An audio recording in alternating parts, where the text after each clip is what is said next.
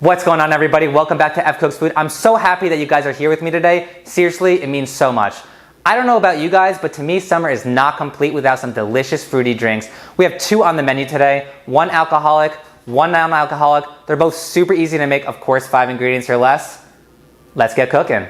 You know, I really didn't think the flour from last episode would appear on camera on my apron, but hey, here we are. So the first drink we're gonna make is non-alcoholic, and it's called Melon Agua Fresca. This thing is ridiculously easy to make and incredibly refreshing. We're gonna start off by cutting a melon in half and getting rid of the seeds onto the floor or the garbage that's right next to me. Not telling you which is accurate.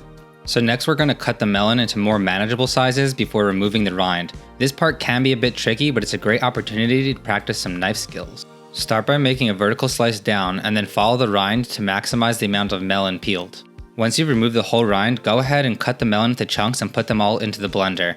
You might not be able to fit it all in there, so you'll just have to add the rest after it's blended.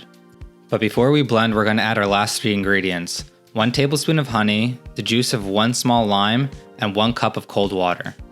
Blend it all together on high speed until everything's combined. This drink is best when it's really cold, so make sure your melon is well refrigerated and make sure your water is really cold.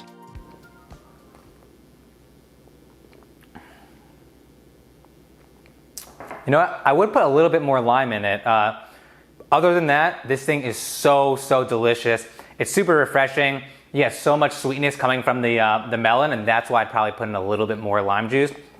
Other than that, this is definitely the perfect summer drink. I highly recommend this one. Let's get into the alcoholic beverage to finish the day. Now that I'm well hydrated, it's time to make something alcoholic. We're going to be making a strawberry Serrano daiquiri using some fresh Serranos I picked from my garden. Shameless plug, you can see my garden and gardening tips on my Instagram, so follow me. Let's start off by making a Serrano simple syrup. Into a small saucepan, add 3/4 cup of water, 3/4 cup of sugar, and 1 thinly sliced Serrano pepper. Feel free to add more Serranos or use a spicier pepper if that's your preference. Bring this mixture to a boil over medium-low heat and keep it there for 10 minutes. Then kill the heat and let it cool to room temperature.